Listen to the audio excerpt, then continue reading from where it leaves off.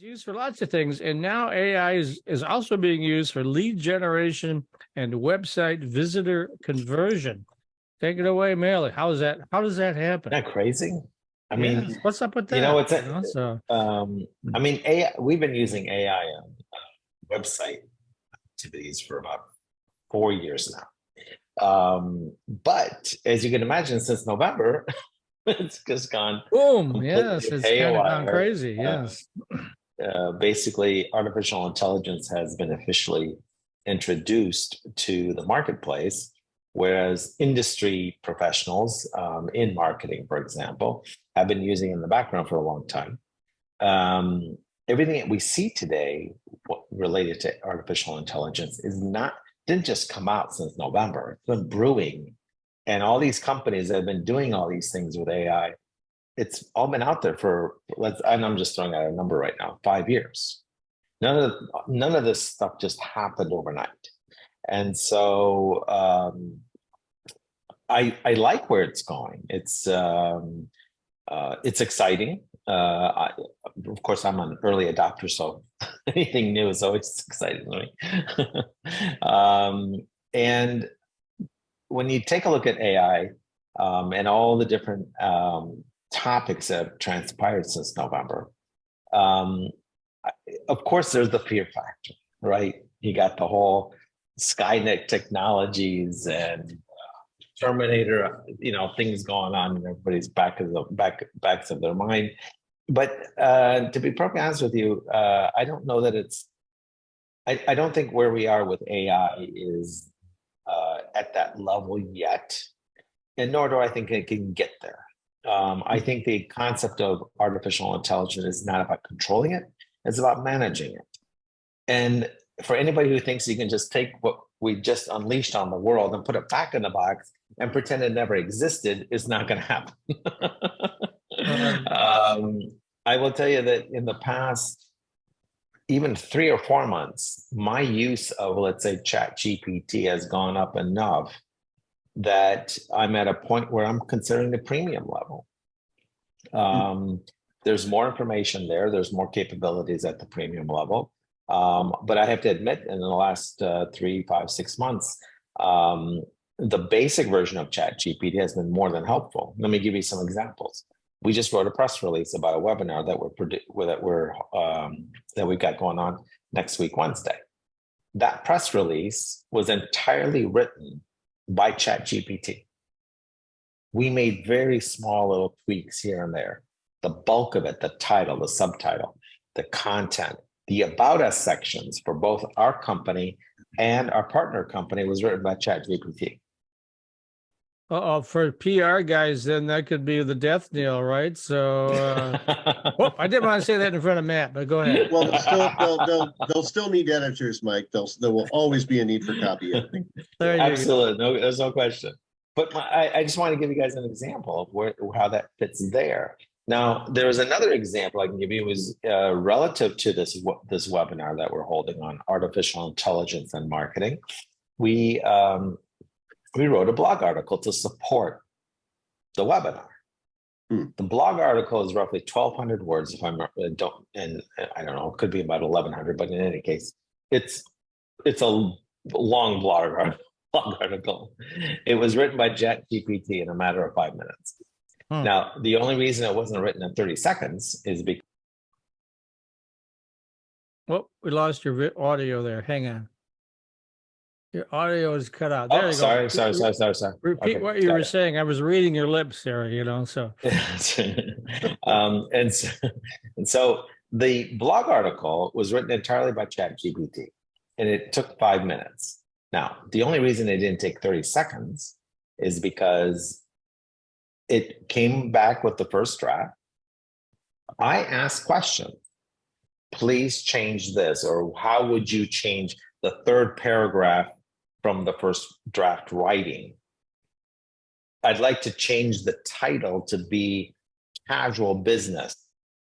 I kept on changing everything along the way during this one chat until I got a final result that made sense. And so the blog article, again, was written by ChatGPT with various questions that I asked. and it provided the necessary answers. And these are just two examples, but I think what a lot of people might be missing when you're using, let's say, a tool like ChatGPT is just because you ask it a question the first time, unlike Google, you can continue that conversation as though you were talking to another human being. You can say, well, tweak this, change that, give me a little bit more of this bullet point. I mean, really dig into the responses that ChatGPT provided you and ask it to narrow the scope, expand the scope, change the scope. All you have to do is continue the conversation. Now, with Google, up until last November, we've all been used to going to Google, asking it a question and getting search results. In the search results, we'd click on the various websites, take a look at what we were given.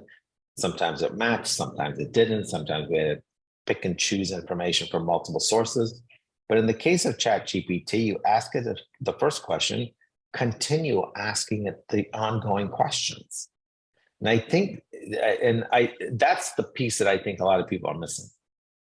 What we need to get out of the old search engine mentality and move into the concept that we're talking to a computer that can interact with us and provide us additional information on the same topic, and you can redefine what it is that you want on that same topic. Well, and the scary thing is that's how the artificial intelligence learns too. I mean, you're giving it more information and teaching it things. So exactly, I agree. Yeah, yeah.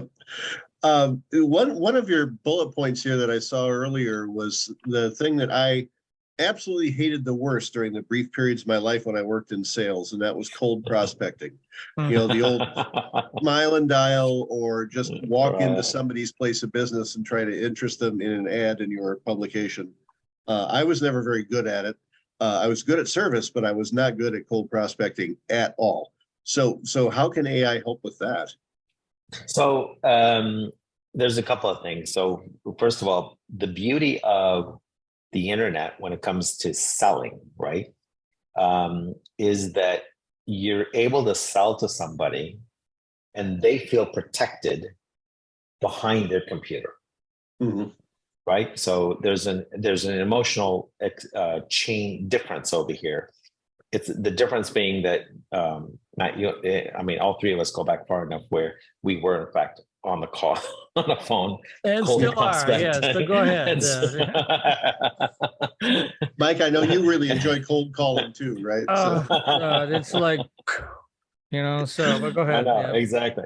But when you're cold calling, right, the person on the other end of the phone isn't protected. You're in their face, for lack of better words, right? Yeah.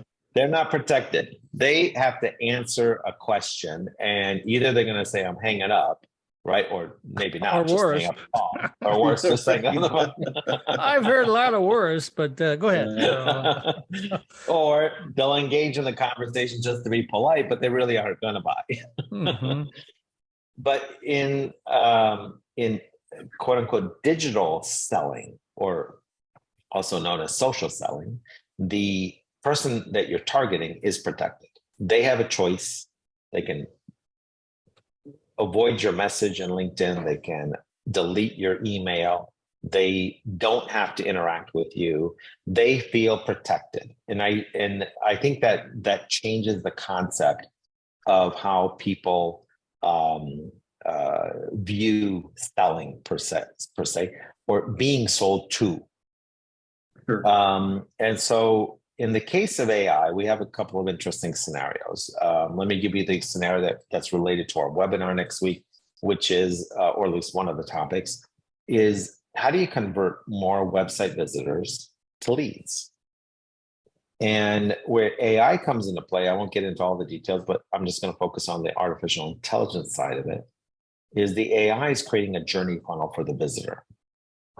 When you first visit the website, depending upon how long you stay on the website, how many pages you go, what pages you spent X amount of time on, et cetera, it starts to develop some type of profile for you based on where you are going within that website.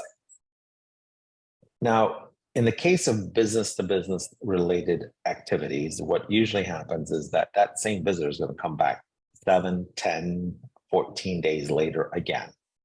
The AI picks it up and adds to your profile that it already built and determines where within that journey funnel you are. Are you at the top, in the middle? Are you towards the bottom? Based on where you are within the funnel, it will either at the top of the funnel be very passive about what type of call to action it's feeding you actively.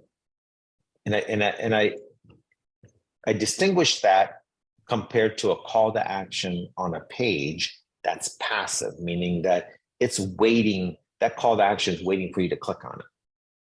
In the case of artificial intelligence, it's not passive. It's saying, I've built a profile around you. You've been to this website 3 times. I think at this point you need X, whatever X is, right? That would be interesting. Yeah. So right. And so in the beginning, it says, well, you might be a little bit more passive and say, you could take a look at this information about us, or take a look at these FAQs. Well, further down on that, in that journey funnel, the AI is saying, you really need to talk to us. So here, click this. Damn it, you've been on the site 4 times. It's time to do something. Obviously, we got your attention. So, all right, take an action. Okay. And Matt, to answer your question, this is how that process works in terms of being able to get somebody to become a lead. And honestly, although we have case studies that are much better than this, the general rule of thumb is you can 3x the lead generation from a website based on the existing traffic without having to drive more traffic to the website. Well, and you can also use this in LinkedIn marketing as I'm reading the bullet points. Sorry, Zach. Go ahead. I agree. So you can use AI to help facilitate targeting your audience, based on the responses within your network, within your existing network. So your level 1 connections versus your level 2 and 3. You can use it to be able to target individuals in terms of increasing your connections. More importantly is the idea that you're tying in messaging, meaning personalizing the messages to that individual. And so as you work on different personas of your target audience, you develop a message accordingly. I think artificial intelligence is helping to facilitate the content writing that you're sending to that individual. Because, let's say, look, we're all human beings. We love to feel important, right? And so you have artificial intelligence helping to make you feel important, and personalizing the message, taking a look at who it is that you're connected to, and trying to pull that information in. There's a lot of different parts of this puzzle, but that being LinkedIn, the same thing applies to email marketing. Now you can use AI to help you facilitate the type of emails that you're sending out to your target audience. Matt? Okay. All right. So talk about the evolution of the use of AI for other functions in marketing. Things like affinity groups, perks, that kind of thing. How is AI improving that? I think we're going to find right now, and I think it's kind of funny. I've had this conversation with various other people since November, but I think it's interesting that if you think about it, we're on AI version 0.0. Yeah. Okay. Honestly, we still have a long ways to go in terms of where AI is going to benefit us. I had a conversation today in which we talked about AI facilitating healthcare, how it's going to improve the research, the diagnostics, the ability to improve our healthcare systems all around. And it's quite amazing as far as where AI can go with that. The concept that AI is able to, let's say, facilitate knowledge capture and how it is being viewed in terms of searches, in terms of being able to tailor it down to a problem-solving activity. I think that's phenomenal. There's a variety of ways that AI is going to help us, not just in business, in regular business, but then in marketing. But then you look at healthcare, you look at, let's say, and I'm using this loosely right now, but manufacturing / factories. There's a variety of areas where artificial intelligence, considering that we're at 0.0, in my humble opinion, I think we have a long ways to go. Perhaps what's also interesting is the fact that what we are considering as artificial intelligence in its core is considered artificial neural networks, ANN or ANN. ANN was started back in the late 50s and early 60s. So this concept of artificial neural networks has been around for a very, very long time. You're dealing with 60 years easy. And it's been developing. And the concept of artificial intelligence is how do we make things more efficient, more effective for human beings? In other words, can we take on additional tasks that humans are required for, whereas AI is able to take over areas that we're not, that really isn't valuable for human beings to do? We're running out of time, so why don't you tell folks how they can get plugged into your webinar next week? Yeah, first of all, head over to our website, smartfindsmarketing.com, number one. Number two, go to LinkedIn, find my profile. I guarantee you I'm the only Melee hostile there. And then turn around and you'll find my event with our buddies from Boom Enterprises. And we're holding that next week, Wednesday, June, right? June 21st? Yes, June 21st. First day of summer. Yes, first day of summer. Yep. 12 p.m. EST. And looking forward to having everybody there.